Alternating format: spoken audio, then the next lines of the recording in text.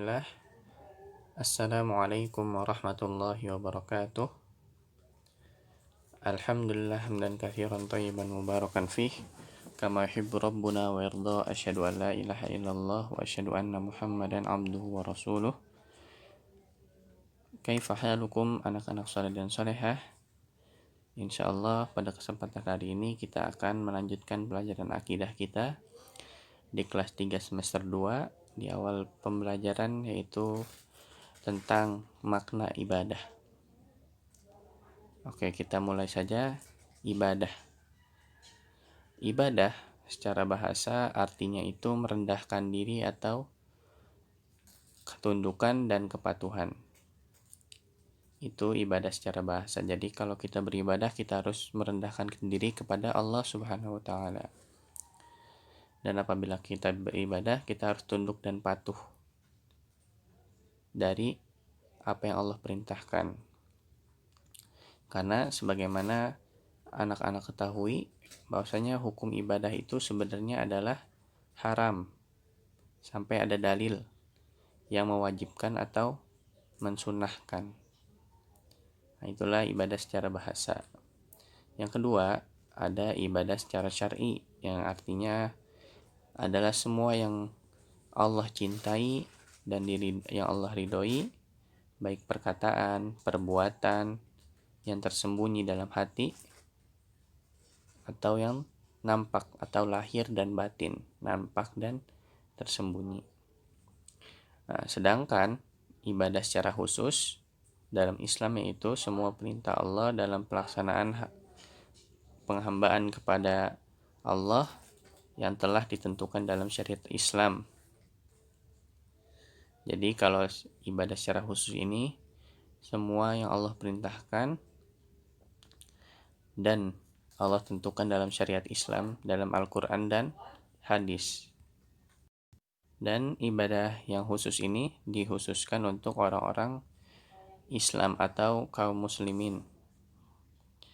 Nah, setelah itu ada pembagian ibadah dan hukum ibadah. Jadi ibadah itu terbagi menjadi 3 bagian. Yang pertama ada ibadah hati. Tadi sebagaimana ada dalam ibadah secara istilah, yaitu ada yang ibadah dalam hati ataupun lahir atau nampak. Yang kedua ibadah lisan. Yang ketiga anggota badan. Jadi yang ibadah hati ini ibadah yang batin, dan ibadah lisan dan anggota badan ini ibadah yang zahir, yang nampak. Inilah 3 pembagian ibadah. Sedangkan hukum ibadah itu apa sih? Sebagaimana tadi Ustaz sudah sampaikan, bahwasanya hukum ibadah asalnya haram. Nah, tapi kita tidak meneruskan haram karena ini ibadah kepada Allah. Jadi ibadah kepada Allah itu ada yang wajib dan ada yang sunnah. Jadi ada dua hukum ibadah, yaitu sunnah dan wajib. Sedangkan contoh-contoh dari ibadah sebagai berikut. Ini contoh-contohnya ya. Dan ibadah itu ada banyak macamnya lagi. Pertama sholat, zakat, puasa, haji, memanjatkan doa, berzikir, membaca Al-Quran, cinta kepada Allah dan Rasul, takut kepada Allah, bersabar, menghadapi ujian Allah, bersyukur atas nikmat-nikmat Allah, merasa takut dari siksa Allah, siksa neraka, dan lain sebagainya. Masih banyak ibadah lain sebagaimana anak-anak soleh dan solehah sudah kerjakan di kehidupan sehari-hari. Dan terakhir, ada yang menyerupai ibadah tapi sebenarnya ini bukan ibadah, tapi ini adalah adat. Adat itu apa sih?